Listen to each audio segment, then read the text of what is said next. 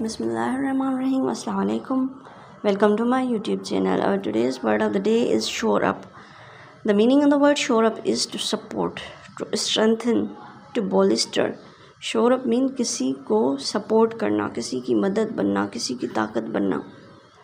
So you can use this word in the sentence that the Pakistan's quest for deeper collaboration with ADB underscores both its growing appetite for long-term, low-cost development financing and its reliance on multi-lenders to shore up frail economy.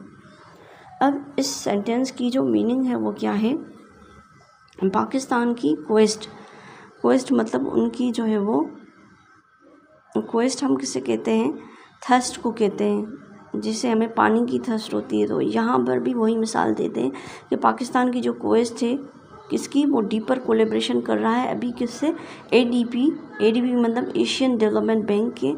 तो वो क्या करता है? Highlight करता है बहुत उसकी जो कोलेब्रेशन है एशियन डेवलपमेंट बैंक से. तो वो क्या हाईलाइट करता है? उसकी ग्रोइंग एपेटाइट, उसकी जो है वो बढ़ती जो है वो appetite for long term low cost development, उनकी जो है वो बढ़ती जो है वो शिद्दत के वो क्या करें? लॉन्ग टर्म के लिए लो कास्ट डेवलपमेंट फाइनेंसिंग कर सके. लॉन्ग टर्म के लिए जो है वो कम पैसों पे फाइनेंस कर सके. And it's reliance on multi lenders, और वो ज़्यादा से ज़्यादा जो है वो लेंडर्स जो पैसे देते हैं उनसे वो क्या कर सके? रिलाई कर सके. टू शोर अप द फ्रेल इकनॉमी, के वो अपनी जो है वो जो कमज़ोर उनकी इकनॉमी है, मईशत है, उसको हथी दे सके, उसको मदद दे सके, उसको सपोर्ट कर सकें.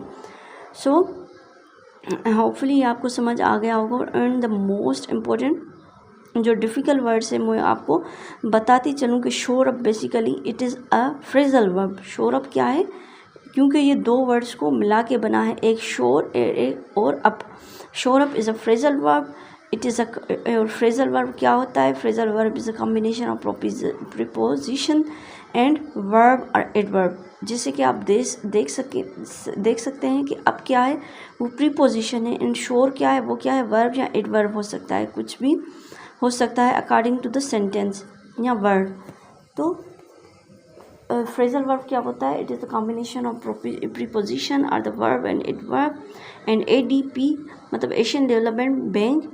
एंड क्वेस्ट हम किसे कहते हैं? थर्स्ट को कहते हैं. And underscore, the meaning of the word underscore mean to highlight something और highlight or to show the importance of something. And frail mean weak. So hopefully you like our today's lecture. Please subscribe, like and comment on our YouTube channel for more updates.